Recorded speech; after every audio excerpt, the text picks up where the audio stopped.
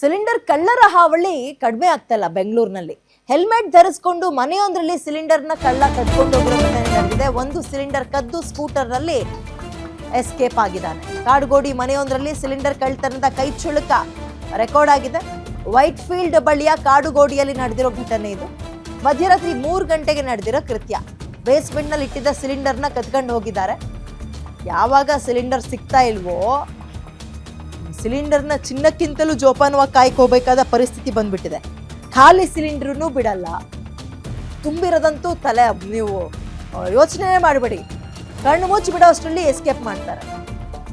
ಅದಕ್ಕೆ ಹೊಸ ಹೊಸ ಮಾರ್ಗಗಳು, ಮಾಸ್ಕ್ ಹಾಕೊಂಡು ಬರೋದು, ಹೆಲ್ಮೆಟ್ ಹಾಕೊಂಡು ಬರೋದು. ನೋಡಿ ಅಲ್ಲಿ ಗಾಡಿ ಅಷ್ಟು ದೂರದಲ್ಲಿ ನಿಲ್ಲಿಸಿ ಗೇಟನ್ನು ತೆಗೆದು ಸಿಲಿಂಡರ್ ತಗೊಂಡು ಹೋಗಿರೋ ದೃಶ್ಯ. ಕಾರು ಬೈಕಿಂದ ಆತಂಕ ಇಲ್ಲ, ಇವಾಗ ಕದೀತಾರೆ ಅಂತ. ಕಾರ್ ಕದಿಯಕ್ಕಾಗಲ್ಲ ಬಿಡಿ, ಬೈಕ್ಗಳನ್ನ ಕದ್ಕೊಂಡು ಹೋಗೋರೀಗ. ಈಗ ಹಂಗಲ್ಲ, ಸಿಲಿಂಡರ್ ಕದ್ಕೊಂಡು ಹೋಗ್ತಾರೆ ಅಂತ ಆತಂಕ.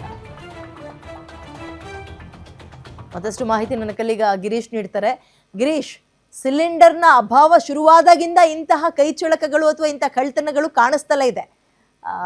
ಈಗ ಇದನ್ನ ಪೊಲೀಸರು ಹೇಗ್ ನೋಡ್ತಾ ಇದ್ದಾರೆ? ಪೊಲೀಸರಿಗೆ ಇಂಥ ಕೇಸ್ಗಳು ಎಷ್ಟು ಚಾಲೆಂಜಿಂಗ್ ಆಗಿವೆ?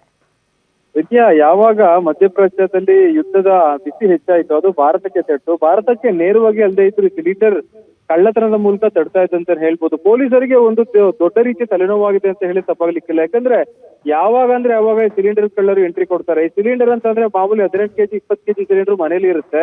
ಅದು ಕೂಡ ಬೇಸ್ಮೆಂಟ್ ಇಂದ ಮೇಲ್ಗಡೆ ಎಲ್ಲ ಫ್ಲಾಟ್ ಗಳಿಗಾಗಿರ್ಬೋದು, ಮನೆಗಳಿಗೆ ಕನೆಕ್ಷನ್ ತೆಗೆದುಕೊಂಡಿರ್ತಾರೆ. ಆದ್ರೆ ಯಾವುದೇ ರೀತಿಯ ಬೀಗವನ್ನ ಎಲ್ಲರೂ ಕೂಡ ಹಾಕ್ಲಿಕ್ಕೆ ಹೋಗೋದಿಲ್ಲ. ಯಾಕಂದ್ರೆ ಸಿಲಿಂಡರ್ ಒಂದೊಂದು ಮನೆ ಸಿಲಿಂಡರ್ ಒಂದೊಂದು ದಿನ ಅಥವಾ ಒಂದೊಂದು ತಿಂಗಳಲ್ಲಿ ಖಾಲಿ ಆಗುತ್ತೆ. ಹೀಗಾಗಿ ಬೀಗವನ್ನ ಹಾಕೋ ಸಮಸ್ಯೆಗೆ ಹೋಗೋದಿಲ್ಲ.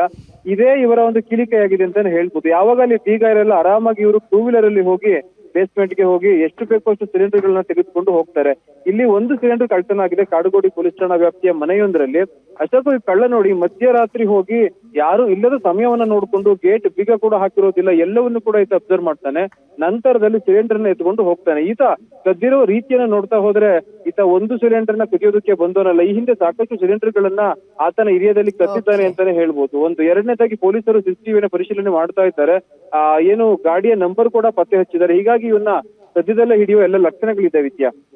Thank you ಡೀಟೇಲ್ಸ್ಗೆ.